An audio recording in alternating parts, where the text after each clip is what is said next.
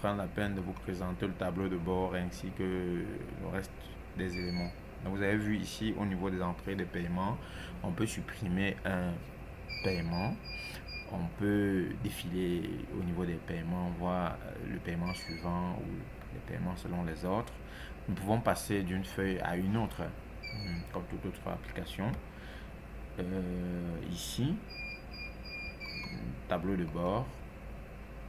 Nous avons là le tableau de bord.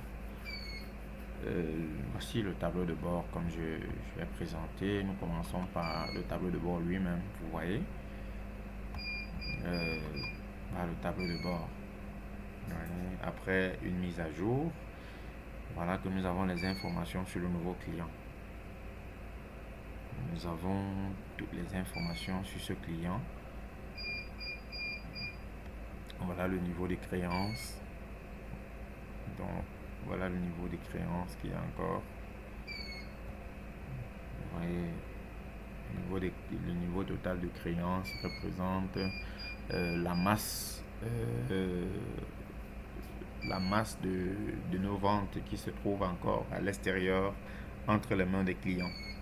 30 240 et que la justification au niveau de la ventilation des états, nous avons 26 240 ici et nous avons 26 240, vous voyez, lorsqu'on clique ça revient facilement. Donc 26 240, si on veut avoir les 4, d'où viennent les 4000, s'il y a plus 4000, on voit. D'accord. Nous avons, donc faut en voir, faut en voir. On va voir ici. Comme je disais tantôt, nous pouvons passer à la feuille paiement à partir d'ici. S'il y a un nouveau paiement, rentrer au tableau de bord à partir d'ici. Article service, rentrer au tableau de bord. D'accord. Vous voyez que l'application est merveilleuse. Elle répond aux problèmes du client. Si nous voulons continuer à justifier le compte d'un client, parce que notre client peut bien s'opposer à un moment donné au niveau de l'état de créance que nous demandons, que nous présentons. Je crois qu'il est simple pour ce cas. Si nous prenons le premier client des cas à Rome, vous voyez les états de créance ici. L'état de créance à recouvrer. Donc vous voyez, si on clique ici, si nous cliquons sur ce client, nous voyons que sa créance est de 26 250. Mais nous avons là la ventilation des éléments. Donc, ce qui nous permet de justifier facilement au niveau du client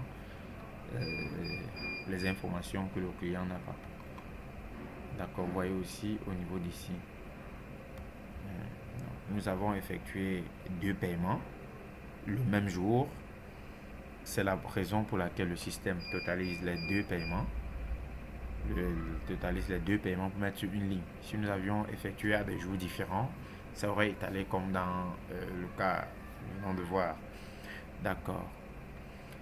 Il est aussi facile de revenir, de vérifier les éléments. Quand vous voyez ici facture numéro 3, il est facile. Nous pouvons cliquer ici pour visualiser les éléments. Oui. Nous pouvons cliquer là pour visualiser les éléments. Donc, on peut réaliser aussi un paiement à partir d'ici ou rechercher un paiement. Donc, nous sommes ici là, on voit. D'accord, ici. Facture. D'accord. Donc, ici, il s'agit toujours de la présentation des éléments. Voilà ce qui a été facturé, voilà ce qui a été payé de gens et voilà ce qui reste à payer. Donc merci pour nous avoir écoutés au niveau de la présentation de cette application, de la présentation de cette application.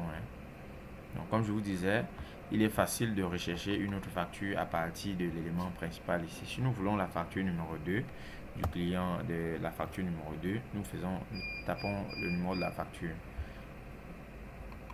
Là, la première facture, vous voyez, la facture numéro 3. On peut avoir la facture là facilement. D'accord. Merci à tous.